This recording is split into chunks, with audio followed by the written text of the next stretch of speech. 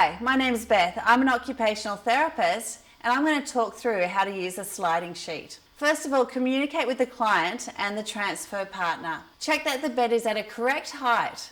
This is between the hip and waist height of care staff. With two staff, assist the client to roll onto their side. This can be done by asking the client to bring the arm opposite the direction they are rolling across their chest and bending their knee, which reduces drag as they roll.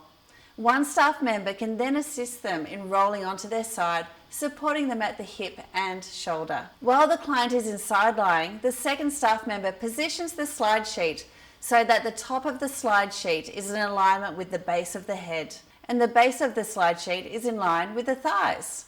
The client's torso and bottom should also be on the slide sheet. Put extra fabric under the client as smoothly as possible so it can be retrieved when the client rolls back. The client is then assisted to roll back to the midline, and this is repeated to the opposite side with the slide sheet smoothed out. Ensure the client is not sliding uphill or into an obstacle.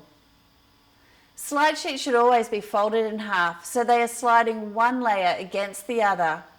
The opening of the fold should always be in the direction you want the client to travel.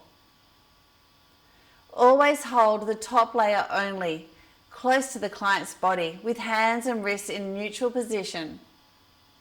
Position feet with wide base and knees bent. Keep your back straight throughout, and using a lunge, transfer weight from foot to slide the client up the bed.